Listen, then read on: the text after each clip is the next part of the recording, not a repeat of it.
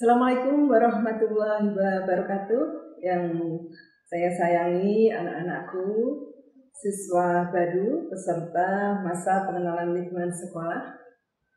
Pertama-tama marilah kita panjatkan puji dan syukur kehadirat Allah SWT yang mana telah melimpahkan rahmat serta hidayahnya kepada kita semua, sehingga alhamdulillah kita bisa bersama-sama dalam rangka masa pengenalan lingkungan sekolah. Anak-anakku, kami ucapkan selamat datang di Pendidikan Menengah Kota Yogyakarta. Anak-anakku siswa baru, baik itu di SMA maupun di SMK, saat ini sudah mengalami masa baru. Yang semula dari SMP, sekarang menjadi SMA ataupun SMK. Anak-anakku beberapa hari ke depan akan mengikuti masa pengenalan lingkungan sekolah yang kita awali di tanggal 12 ini. Tentunya anak-anakku ingin tahu apa sih tujuan dari masa pengenalan lingkungan sekolah tersebut.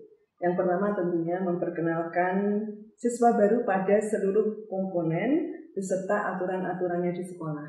Misalnya terkaitannya dengan norma, budaya, kemudian juga terkait dengan tata tertib. Selanjutnya tentunya untuk menanamkan wawasan kepada anak-anakku tentang Wiatan Mandala atau hak dan kewajiban anak-anakku ketika bersekolah. Kemudian tentunya juga anakku akan tahu nantinya bagaimana sih atau apakah fungsi dari siswa, guru, kemudian sekolah. Kemudian juga dalam rangka menanamkan sikap mental, spiritual, kemudian juga budi pekerti yang baik, serta tanggung jawab dan juga toleransi. Nah, tujuan yang ketiga anak-anakku kaitannya dengan MPLS ini adalah meningkatkan kepedulian siswa baru terhadap masalah lingkungan untuk menciptakan lingkungan sekolah yang baik, yang bersih, yang tertib, kemudian juga sekolah hijau, kemudian juga aman dan sekolah yang nyaman. Tentunya selama berlangsungnya masa pengenalan lingkungan sekolah ini, anak-anakku akan mendapatkan banyak informasi, banyak pengetahuan yang mana ini menjadi salah satu upaya kami dari pemerintah Kota Yogyakarta, terutama dari terkait dengan pendidikan ini, supaya anak-anakku paham seluk-beluk tentang sekolah yang sekarang anak-anakku ada di dalamnya. Nah, harapan kita bersama bahwa materi-materi yang diberikan ini akan menjadi suatu motivasi tersendiri untuk anak-anakku untuk kemudian bisa bersekolah dengan baik. Anak-anakku tahu bahwa saat ini kita dalam masa pandemi COVID-19, sesuatu yang ternyata luar biasa mempengaruhi dari lingkungan kita, termasuk bagaimana kita bersekolah. Tentunya diawali dengan anak-anakku nanti banyak sekolah secara daring. Materi-materi yang diberikan oleh Bapak Ibu Guru itu akan secara daring. Nah, ini tentunya harapan kita bersama ke depan. Dalam kondisi seperti ini, anak-anakku akan bisa memanage waktu masing-masing. Karena memang ini ada di tangan anak-anakku. Guru sebagai motivator, pemberi materi, tapi yang paling penting adalah anak-anakku kemudian dengan tekun untuk belajar dan mau peduli dengan kondisi yang seperti ini. Saya berharap bahwa ke depan anak-anakku benar-benar bisa membagi waktu supaya mata pelajaran yang diberikan kemudian bisa menjadi ilmu yang sangat berguna bagi anak-anakku. Anak-anakku sekalian, kita berada di daerah istimewa Yogyakarta yang sering dikenal dengan daerah yang istimewa. Kota Yogyakarta merupakan kota pelajar. Nah, ini tentunya ada perbedaan ketika anak-anakku berada di wilayah Kota Yogyakarta dengan sekolah-sekolah yang di luar Yogyakarta. Harus ada perbedaan. Anak-anakku harus istimewa, anak-anakku harus luar biasa dan hebat, ya. Kemudian juga Yogyakarta ini terkenal dengan sopan santunnya, keramah tamahannya, kemudian disiplin, rendah hati, dan peduli terhadap sesama.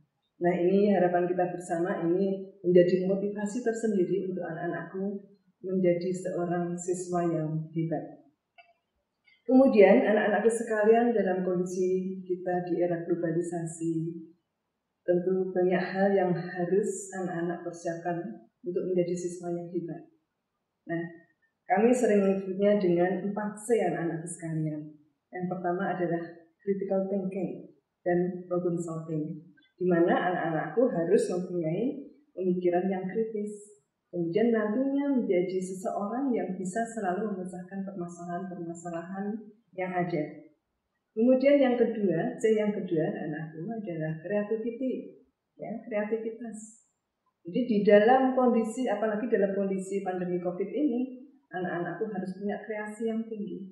Bagaimana supaya pembelajaran dengan kondisi yang seperti ini bisa kemudian tetap masuk ke pikiran, ke jiwa anak-anakku untuk kemudian nanti dikembangkan. Supaya anak-anakku meskipun bersekolah dalam kondisi pandemi COVID ini, anak-anakku tetap bisa belajar dengan baik. Kemudian yang ketiga adalah komunikasi ya anak-anakku. Jadi perlu adanya komunikasi yang efektif. Jadi anak-anakku jangan kemudian ketika kondisi seperti ini hanya selalu diam diri. Ketika Bapak Ibu memberi mata pelajaran, tidak pernah bertanya atau tidak pernah aktif untuk mencari tahu. Nah, ini tentunya harapan kami, harapan Ibu, anak-anakku bisa berkomunikasi atau mengkomunikasikan segala hal dengan baik kepada Bapak Ibu guru, yang tentunya beliau akan selalu mendampingi anak-anakku untuk memberikan pelajaran yang dibutuhkan oleh anak-anakku.